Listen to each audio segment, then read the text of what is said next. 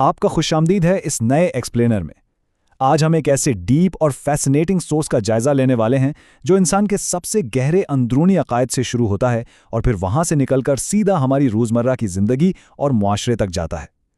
इस एक्सप्लेनर का असल फोकस इस बात पर होगा कि किस तरह एक मजबूत इंटरनल फाउंडेशन एक बेहतरीन और पॉजिटिव सोसाइटी को वजूद बख्शती है। तो चलिए बिना किसी देरी के सीधा इस खजाने की तरफ चलते हैं और देखते हैं कि ये सफर आखिर तय कैसे होता है। चलिए इस जायजे का आगाज हम माखिज में मौजूद एक बहुत ही मुतासिर कुन वाक़े से करते हैं।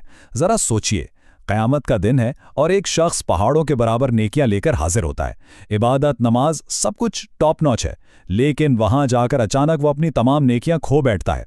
बिल्कुल मुफलिस, जीरो। क्यों? क्योंकि उसने दुनिया में दूसरों के हक मारे थे, किसी पर जुल्म किया था। उसकी सारी कमाई हुई इबादत ऑटोमैटिकली दूसरों के अकाउंट में ट्रांसफर हो जाती है। ये ओपनिंग स्टोरी क्लियर कर देती है कि सिर्फ इबादत काफ़ी नहीं है, सोसाइटी के साथ आपके मामलात का ठीक होना भी इक्वली इंपॉर्टेंट है। इस सोर्स के मुताबिक ये पूरा सफ़र 5 बुनियादी हिस्सों में बटा हुआ है। पहला अंदरूनी बुनियाद, दूसरा हकीकी इल्म की रोशनी, तीसरा रोज़ाना की इबादत, चौथा दूसरों के हुकूक अदा करना और आखिर में मौशरती किरदार की बुलंदी। ये स्ट्रक्चर बहुत परफेक्टली दिखाता है कि internal spiritual work actually society की बाहरी हार्मनी के लिए ही डिज़ाइन किया गया है। तो सबसे पहले बात करते हैं पहले हिस्से की, अंदरूनी बुनियाद यानी ईमान और इखलास। ये वो बुनियाद है जिस पर बाकी पूरी बिल्डिंग खड़ी होती है। यहाँ माखज़ में एक बहुत ही खूबसूरत मिसाल मिलती है। हज़रत अब्दुल्ला बिन मसूद, जिनकी जिस्मानी साख्त थोड़ी दुबली पतली थी, एक दिन वो मिसवाक के लिए दरख्त पर चढ़े और हवा चलने से उनकी पतली टांगें हिलने लगीं। कुछ लोग इस पर नेचुरली मुस्कुराने लगे, तो बताया गया कि इन पतली टांगों पर मत जाइए, इनके दिल में जो ईमान और कन्विक्शन है ना, वो उहुद पहाड़ से भी ज़्यादा भारी और मजबूत है। ये वाक़या हाईलाइट करता है कि हकीकी ताकत फिजिकली स्ट्रांग होने में नहीं, इंटरनल यकीन में है। और इस ईमान के साथ जिस चीज़ का कंबाइन होना सबसे ज़रूरी है वो है इखलास। इखलास का सीधा सा मतलब ये है कि आप जो भी अमल करें वो एब्सोल्यूटली और प्योरली अपने खालिक के लिए हो। सोसाइटी में वाहवाह मिलना या किसी की खुशनुदी हासिल करना इस गेम का हिस्सा होना ही नहीं चाहिए। जब दिल में डिवाइन वैलिडेशन की अहमियत हो तो इंसान ऑटोमैटिकली फेक एक्शन से बच जाता है। इस पॉइंट को और सॉलिड करने के लिए एक हिस्टोरिकल एडवाइस रेफरेंस की गई है जो हज़रत मुआद इब्न जबल को दी गई थी। कहा गया था कि अपने अमाल को खालिक के लिए बिल्कुल खालिस रखो, थोड़ा सा अमल भी काफ़ी हो जाएगा। मतलब सोर्स क्वांटिटी ऑफ डीड्स पर नहीं, उनकी प्योरिटी पर फोकस कर रहा है। थोड़ा अमल जो इखलास के साथ हो वो बिना इखलास के लगाए गए पहाड़ों जितने अमाल से कंप्लीटली बेहतर है।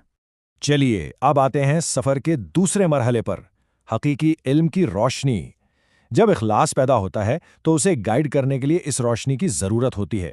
सोर्स यहाँ पर एक बड़ा ही ब्रिलियंट मेटाफोर यूज़ करता है। जहालत और गफलत को एक घूप अंधेरे की तरह दिखाया गया है जहां आपको कॉन्सिक्वेंसेस नज़र ही नहीं आते और आप ब्लाइंडली ठोकर खाते हैं। लेकिन इसके मुकाबले में हकीकी इल्म एक इंटरनल लाइट, एक नूर की तरह है।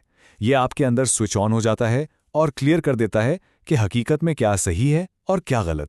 इस नूर की अगर कोई प्रैक्टिकली हैरान कुन मिसाल है तो वो हज़रत अबू बकर का वाक़या है। एक दफ़ा भूख की शदीद हालत में उन्होंने एक लुक़मा खा लिया, लेकिन जैसे ही उन्हें पता चला कि उस खाने का सोर्स अनएथिकल है, उन्होंने फ़ौरन हलक में उंगली डालकर उसे बाहर निकाल दिया। उनका मानना था कि ऐसी गलत कमाई का एक निवाला भी अगर अंदर चला जाए तो वो लिटरली एक डेडली पॉइजन की तरह है। ये होती है इल्म की रोशनी। और ये रोशनी इंसान के अंदर एक कॉन्टिन्यूस स्टेट ऑफ माइंड पैदा करती है जिसे इस्तेहज़ार कहते हैं। इस्तेहज़ार का बेसिकली मतलब है कॉन्स्टेंटली एक्टिव अवेयरनेस होना कि खालिक मुझे देख रहा है। अब सोचिए, अगर किसी को हर वक्त एहसास हो तो चाहे वो अकेले में हो या पब्लिक में, वो नेचुरली अपने एथिक्स से नहीं गिरेगा, राइट? अब हम शिफ्ट करते हैं तीसरे हिस्से की तरफ जहां उन इंटरनल स्टेट्स को प्योरली डेली रूटीन्स और इबादत्स के जरिए प्रैक्टिकली अप्लाई किया जाता है। सोर्स यहां इन 4 बुनियादी जिक्र के कलिमात पर इनॉर्मस वेट डालता है। सुबहान अल्लाह, अल्हम्दुलिल्लाह, ला इलाहा इल्लल्लाह और अल्लाहु अकबर। ये सिर्फ रूटीन वर्ड्स नहीं हैं। सोर्स में इनका रूहानी वज़न इतना बड़ा डिस्क्राइब किया गया है कि ये पहाड़ों से भी भारी हैं और हेवन एंड अर्थ के बीच के पूरे स्पेस को भर देते हैं। ये कॉन्स्टेंटली माइंड को अलाइन रखते हैं। अब इस टेबल पर ज़रा गौर करें।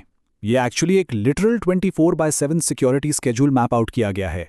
सोर्स बताता है कि हर नमाज के बाद आयतुल कुर्सी पढ़ने से अगली नमाज तक की कंटिन्यूअस प्रोटेक्शन लॉक्ड हो जाती है। ये दिखाता है कि डिवोशन सिर्फ दिन के किसी एक हिस्से तक लिमिटेड नहीं है, बल्कि पूरे दिन को सीमलेसली हिफाजत में चेंज कर देती है। और इस कंटिन्यूअस शील्डिंग के कॉन्सेप्ट को फर्दर एक्सटेंड करते हुए सुबह और शाम की डेली दुआओं का जिक्र आता है। ये रूटीन दुआएं दुनिया की टेंशन्स और बुराइयों के खिलाफ एक इम्पेनिट्रेबल फोर्ट्रेस यानी एक मजबूत किला बन जाती हैं। प्रोटेक्शन भी मिलती है और रिस्क की गारंटी भी। इस सेक्शन को कंक्लूड करते हुए सोर्स टोटली असर्ट करता है कि नमाज एक्चुअल में आपकी फेथ की सबसे बड़ी निशानी है। अगर इबादत हेल्दी और सॉलिड है तो स्पिरिचुअल लाइफ परफेक्टली सेट है।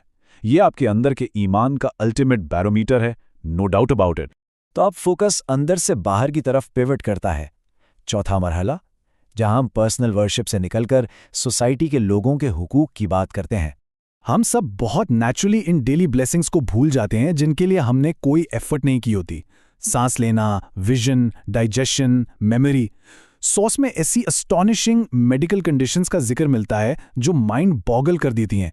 मसलन एक ऐसी मरीजा जिसके मुंह में थूक बनना लिटरली खत्म हो गया था और वो बिना पानी के एक निवाला निगल नहीं सकती थी। इन अनअर्न्ड ब्लेसिंग्स को रियलाइज करना एक्चुअली हमारे अंदर के ईगो को मिटा देता है और एक इमेंस ग्रैटिट्यूड पैदा करता है। और अब उस पहले स्लाइड वाले बैंकरप्ट शख्स को वापस याद करें। यह टेक्स्ट का सबसे बड़ा ट्रेजेडी हाईलाइट है। आपने ज़ाती इबादत में हकूकुल्लाह तो पूरे कर लिए, लेकिन दूसरों के हक मारकर या चीटिंग करके हकूकुल इबाद में नाकाम हो गए।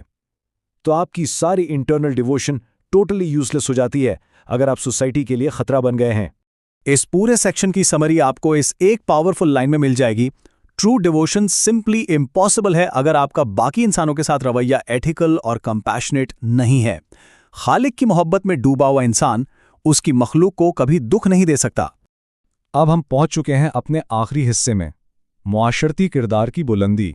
ये सोसाइटी का अल्टीमेट आइडियल लेवल है जो सोर्स में बताया गया है। सोर्स किरदार को बेसिकली एक हायरार्की में मैप करता है। स्टेप 1 अदल यानी इंसाफ, लोगों को उनका ठीक ठीक हक देना। स्टेप 2 एहसान, जहां आप अपने बेसिक फर्ज से एक स्टेप आगे बढ़कर दूसरों पर काइंडनेस शो करते हैं। और स्टेप 3 द पीक, ईसार, यानी प्रोफाउंडली दूसरों की जरूरत को अपनी जरूरत पर प्रायोरिटी देना। अगर हम एहसान को जेन्युइनली समझना चाहें तो ये रिमार्केबल एनेक्डोट बेस्ट है। एक दफ़ा इमाम ज़ैनुल आबिदीन की खादिमा से गलती से उनके ऊपर गरम उबलता हुआ खाना गिर गया।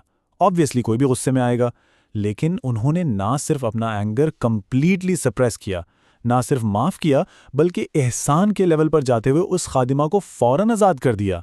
ये होती है अपने गुस्से को सुप्रीम जनरॉसिटी में ट्रांसफॉर्म करने की ताकत। और फाइनली जब ईसार की बारी आती है तो सोर्स एक ऐसी फैमिली की ब्रेथ टेकिंग स्टोरी बताता है जिनके पास अपने बच्चों के अलावा मेहमान को खिलाने के लिए कुछ न था। उन्होंने मेहमान को प्रैक्टिकली सीक्रेटली लास्ट मील सर्व किया और इंटेंशनली अपना एक लौता चिराग बुझा दिया ताकि मेहमान को नजर ना आए कि होस्ट खुद अंधेरे में खाने का फेक एक्शन कर रहे हैं। मेहमान का पेट भरने के लिए अपना घर भूखा रखना, this is literally the pinnacle of social character. तो इस सफ़र और इस एक्सप्लेनर को कंक्लूड करते हुए ये वो अल्टीमेट क्वेश्चन है जो हम सबके माइंड में रहना चाहिए। क्या हमारी पर्सनल स्पिरिचुअलिटी, हमारा नॉलेज और हमारी डेली इबादत हकीकत में हमें इस सोसाइटी में एक काइंडर और बेहतर इंसान बना रही है? क्योंकि अगर अंदरूनी नूर से दुनिया को फ़ायदा नहीं हो रहा तो मीनिंग मिस हो रहा है।